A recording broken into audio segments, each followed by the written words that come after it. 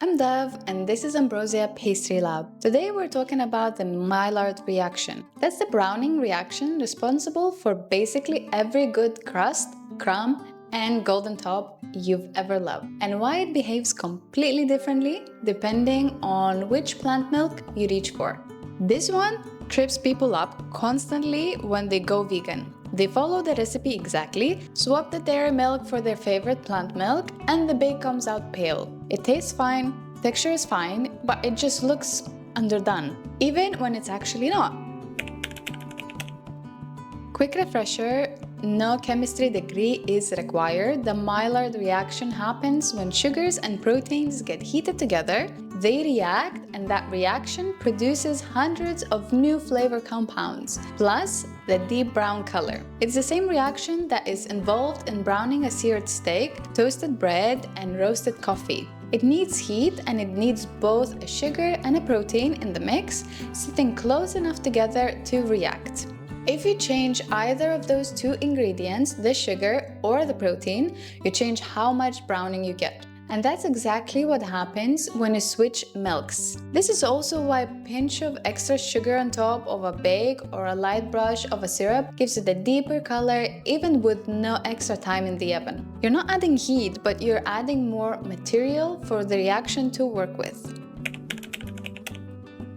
Dairy milk is actually a really generous Maillard partner. It's got lactose, a sugar, and casein and whey, which are proteins, lots of both, sitting right there together in the liquid. So when you bake with dairy milk, you've got a strong, reliable browning reaction built in. That's your baseline. That's the gold brown crust you're used to seeing. Plant milks aren't one ingredient, they're widely different from each other because they're made from completely different base ingredients, and that changes their sugar and protein content.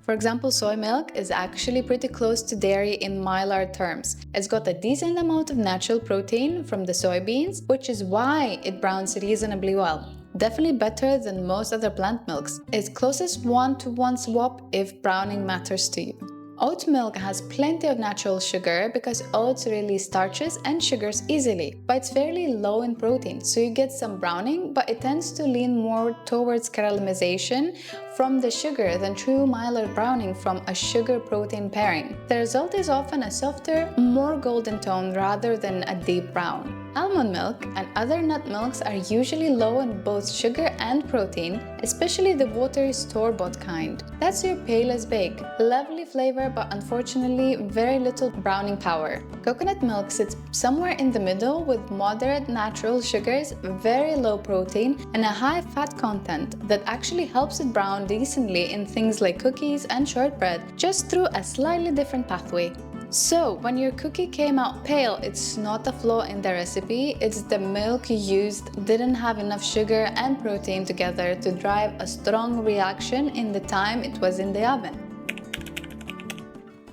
So good news, you don't need to abandon your favorite plant milk, you just give the reaction more to work with. A light brush of plant milk plus a touch of maple syrup or agave on top before baking adds both sugar and a tiny bit more protein to the surface. That's your fastest fix for visual browning. A pinch of baking soda in the dough also helps because Maillard browning happens faster in a slightly alkaline environment. That's part of why pretzels get dipped in a baking soda solution before baking, to force that deep brown crust almost instantly. And if you're using a really watery, low-protein nut milk, switching to a slightly higher protein option like soy milk or even adding a spoonful of aquafaba to your liquid gives the reaction more raw material without changing the flavor of your bake.